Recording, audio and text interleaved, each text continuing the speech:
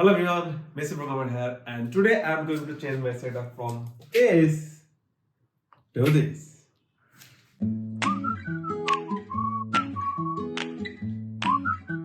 Okay, so before I start, let me give you the context behind all of this thing and what I'm actually trying to achieve.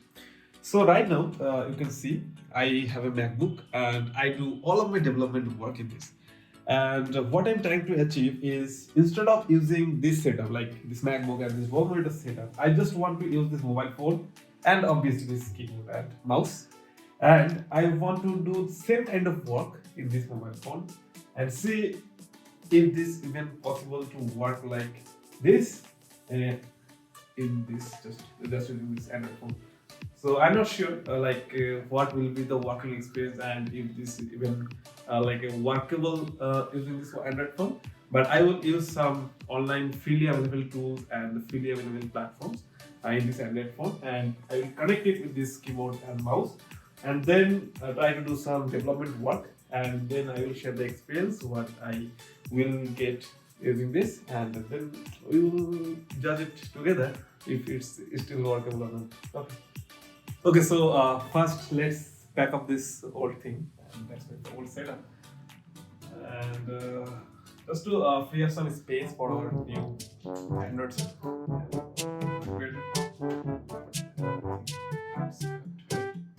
I still need it, that's why I have to keep it saving. Okay, and we need a stand for this. Yeah. I hope this should work.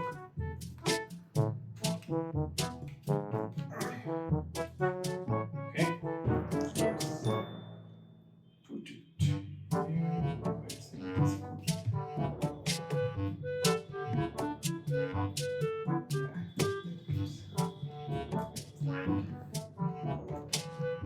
It's now it's looking like a setup, isn't it?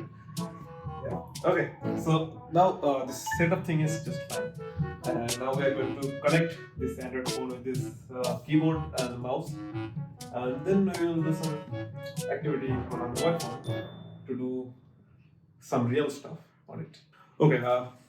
So for this video, I'm going to use this Bluetooth keyboard and mouse. This is Logitech MS keys, and this is Logitech MS3, and they both are Bluetooth mouse and keyboard, so you can directly connect using the Bluetooth. But if you don't have Bluetooth keyboard like this, you can still use a OTG like this one, and then you can connect the keyboard or mouse here, and you can safely connect it with your Android phone, and it will work just fine.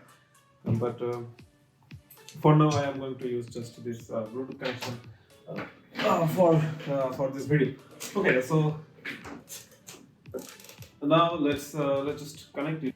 Okay, so right now this mobile phone is just like an empty slate. So it does not have anything that can help us to build any kind of application. So to do any kind of development work, we need a development environment, and that is not available right now, and we need to bring it from somewhere else. And there are a lot of free or paid platforms that provide this kind of services, and one of the most popular platform is GitHub, and they provide a service called GitHub Codespace.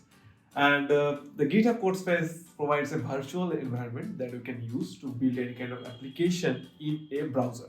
So we have a browser in your Android phone. So if any application runs on a browser, then we can run it from Linux, Windows, Mac, or just from Android phone. So it's basically the same. It just need a browser, and that's why it's also going to run in an Android phone. Okay, so let's get started and let's see how we can start a virtual environment in GitHub Codespace and run a Express application there to just do some kind of tests and just a little bit of code to let you know that how this thing works. Okay, so let's open the Google Chrome here, and now I'm going to use this physical keyboard and mouse and just search GitHub. And if you are not already logged in, make sure you are logged in there. And after you logged in, go to code spaces, and here you can see a lot of template here that GitHub provided by default. and based on your project requirements, choose the template. So right now I want to what I can say, open a Express application. That's why I need a Express template. Let's see if that is available. Uh, yeah, so we have an Express template provided by GitHub, and we can use this template to build the environment. And what this template means it will automatically install the dependencies like the Node.js, the Express module, and all of these things will be automatically installed in this environment. So you don't have to install it by your own. But if you want to build a custom environment, you can also select the blank template, and it's also fine. Then you can uh, install any kind of compiler or any kind of environment like Ruby on Rails, GCC, any kind of uh, environment you can build on that. So you can see that the Express application is here, and we can see the code, and if you want you can also modify it. And most importantly, this is running on VS Code. That is the most beautiful thing of this, because we already know VS Code is very popular and it can help us to build any kind of application, and we also very familiar with it. So let's just change some little things in this Express application. Let's say hello messy programmers. You know, we all are messy when we are programmer. Okay, so I'm going to save it. Now open the terminal. To open the terminal, go to view or just go to a new terminal. Okay. And to run the application, first we have to install the dependencies. Okay. So to install the dependencies, we have to run npm install, and it will install the dependencies. You can see we also have the terminal access in it, and that is the main thing that is opening the possibility of endless environment. And now we want to run the application. To run the application, just run npm run start. It will start on okay. So what is that? Address already in use. Okay. Oh, sorry. So as you can see, this is saying that the port is already used because I have already because the environment is already started in on 3000 platform. So just stop it. So you want to stop it, and if we again run this one npm run start, it hopefully it will run. Okay, so you can see it's listening on port 300, but there is no. Yeah. Okay. So you can see this is in the simple sample browser. You can see this hello message programs we are getting whenever we are requesting to this endpoint. You can also use these endpoints on your normal mobile browser. Let's see how we can do that by going to terminal. Okay, and here you can see there is a port, and this is the forwarded address, because this environment is running on a server, and they provide a link to us to access the localhost of that virtual environment. Because otherwise, if we are doing it on our mobile phone, it will be just localhost. But because it's running on a server, that's why we need this forwarded address. Okay, just remember that.